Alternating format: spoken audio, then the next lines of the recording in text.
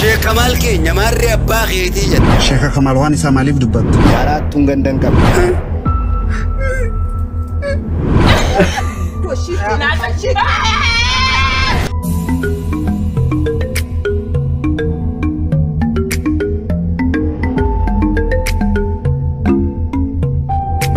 Ashma kam taduftot ki bakkeeshtin nageenyi nasna qabu chas video brat wurtini mili chirra kana takka borta nagam dab diuda sira gamoni channel kana faata ta wajata subscribe gotin degato notification ko asin jechor bada yado kawatan comment press hagarmati nadawa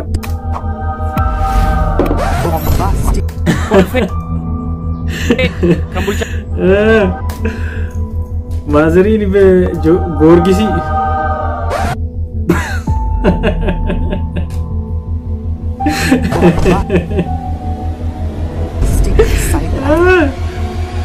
ايش A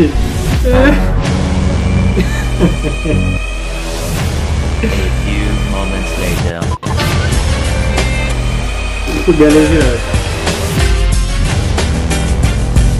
Majabu Gorgisi tu kaddasani dhugaaro jechuudha bakka waan dumaa waan dhugamus waan nyaatamusi bakka kaddasani madugura galateeffatanii irratti kadhatu kolfee kan bulchaa ture eenyudha kolfee kan bulchaa ture Yeah, boy. You are man. Oh my god! Duka social media kuni kadir martu bo'ee akkasi pranki irratti ta'e maal jedhama ture pranki kan godhame inni godee gurbaa kanadha agar maata dhaggeeffadha waliin dhaggeeffanna. Hello. Mucaamun akka malee tamachaa dhuga aksoosa baay'ee pranki maal rakkoon kee? Eenyummaa kiyya maal arsii godhe?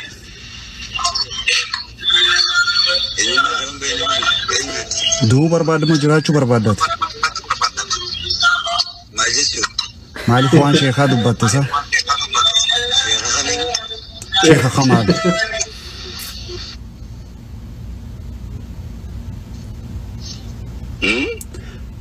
Sheeka Kamal waan isaa maaliif dubbatta? TikTok irratti baaste?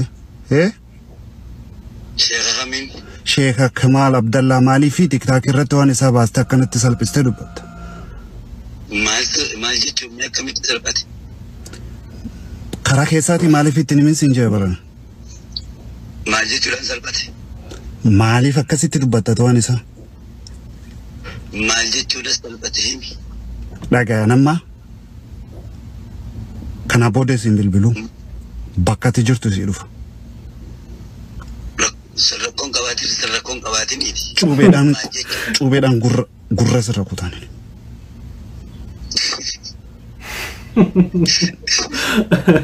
Maali kan keessaa qoblaa jira?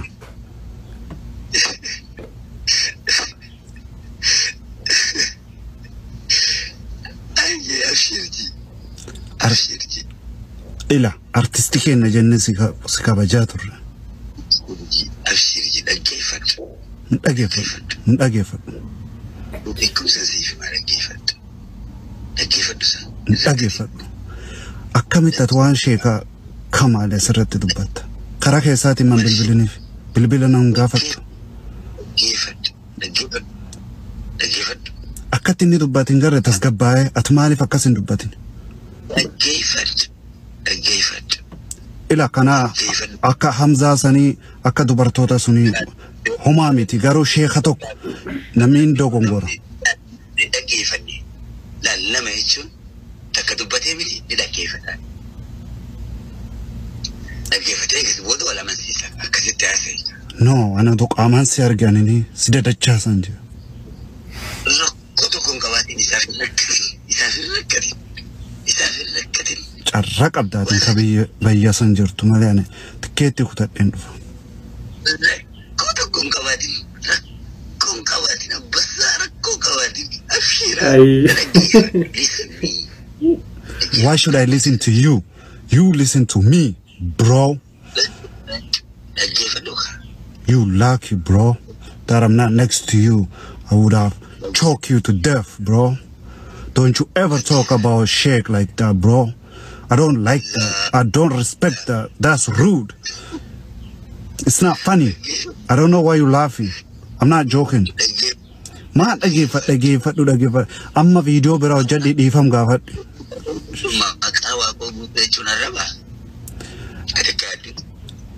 Lakki qoonqummaan kakke kaatgaa fayyadamte akkasitti footoo nam guddaa tokko akkas gad baaste sheeka. Dhaggay akkamitti akkas dubbatta? Dhaggeeffadhu. Maqaa goggotuu jechuun inni sun jaarti ati intala duraa takka namni hangas ga'u tokko abbaa keetiif. Dhagaa. Awwoo kadiri. Ila ada bawa perangki sih kok aja ranya tapi semua berang dubbatin.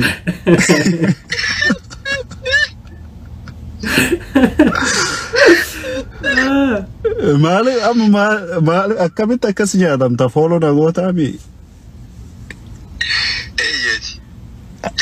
Adi bo, adi leh caboran ada, bo tok kecak aku mah.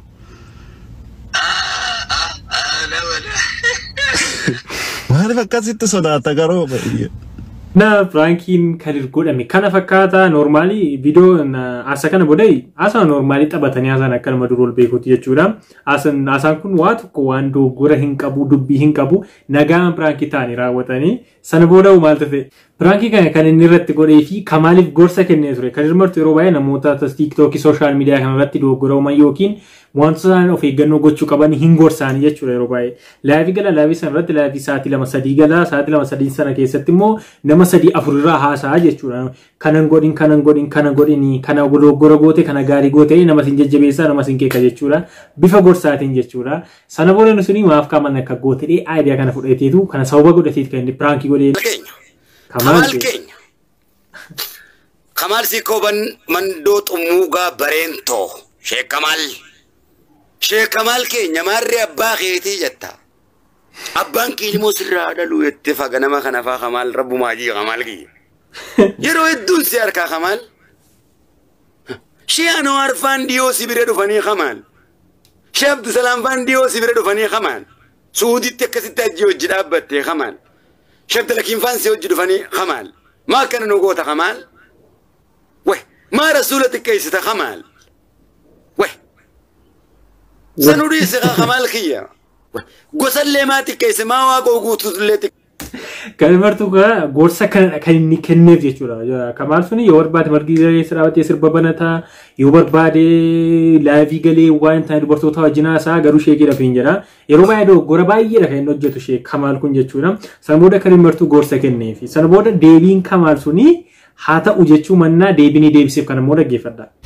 Waa'ee maraataa asirraa amantii da'oo godhatee asirraa lallabu kana wal qabatee duulli hedduu narratti godhamaa jira.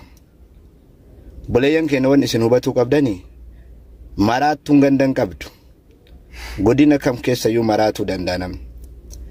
Machaa illeen gandan qabu. Oromooti yaa waan hubatuu qabdan. Namni asirraa ol bahee amantii da'oo godhatee qabsoo da'oo godhatee qabsoof maraadhe. Uummata Oromootiif akkas ta'e. Video kana siniin xumursiisu akkas jechuudha kan inni deebii kenna booda Kamal kan hirmartu har'atu jechuudha maraataa maalidha jechuuni fudhachuu diidee wanta inni gorsi sana fudhachuunaaf liqinfame jechuudha kan inni kan hirmartu har'atu kan hirmartu immoo laayivii galuudhaan Facebook irratti keessumaa bareentumaa kana sadeen bareentumaa kana waan na diiganiif qaama qalbiitiyya ifiifuu rabbi walitti naqabii jechuun jira tana gubbaa adda na facaasuun sabni Oromootis narratti isin hin dhiisu jechuudha. Yoon akkanaan du'e garuu sheenaa qabadhu. Akka isin nagootan kana.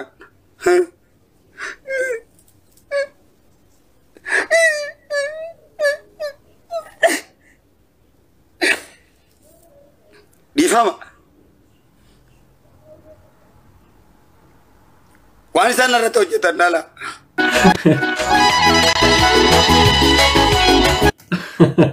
Intalli kun yookiin mushurraa kun dirqiidha waan itti heerumte fakkaatti ilaalaa yoo jirtu keessin gurshaatti fuute ija keessa walaalanii jirtu nama jibbaa nama gurshi tokko dhibaa nama gurshi taateerti. ومها قليل له فرحي مدني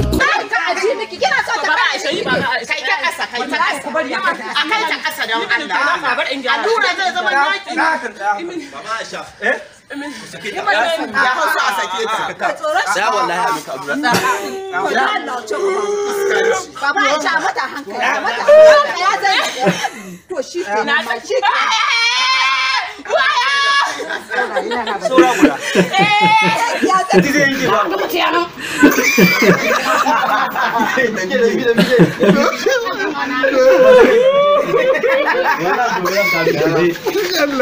Wallahi mana gol itu kamu nama.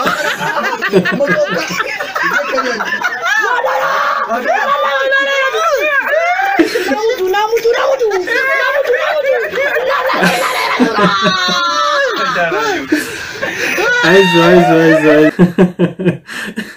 Marfe namni amma kana marfe sodaata. Garuu namni kee baay'ee ni namni qoricha jibbee marfee jaallatu jira. Namni marfee jaallate qoricha jibbu jira mana nama keenyaati. Garuu sadarkaa kanatti sodaata malee yaadu marfeeni nama suukanneessu nama sodaachisa garuu sadarkaa kanatti. Obbo Shime Ingilifa beektanii mee Ingilifa dubbadhaa. Maal jechuudha hiikaansaa? Itti fufa kana. Amma yes or no question. Ati Abiyyi sodaattamoo Waaqa sodaatta? Dr. Abiy. Abiyyiin aangorraa si buusuuf dogoggora waan baay'ifteef sitti aaree jira. Maaliif haarusaan? Dogoggora waan baay'ifteef.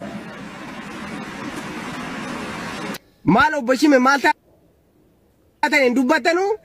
Maalan dogoggoree jedhee tanan? Maalan dogoggorri kee kumaaf kitila gadiin siyaasaam? Namni beekumsa qabu qabeenya hin qabne Oromoo ta'uu hin qabu. Wajjin isin balleessinisinis. Waan tokko dubbachuudhaaf yeroo kaatani maaf dura buutanii itti yaadne maaf akkuma isinitti dhufeen gadi gadhiiftan isin garuu. Akkuma bishaan barmeela tarseetti. Dhuguma akka bishaan roottooti. Amma an barachuu keessan waan hin gadi fageenyaan shakkeef waan tokko isin gaafachuun barbaada. Akkanaa deebistan. 90 ida'uu 10 ni ta'a walqixa meeqa. 999. Namni viidiyoo kana ilaalee laakiin godhin bira kute maal jedhama obbo Shime? Oromoo ta'uu qabu.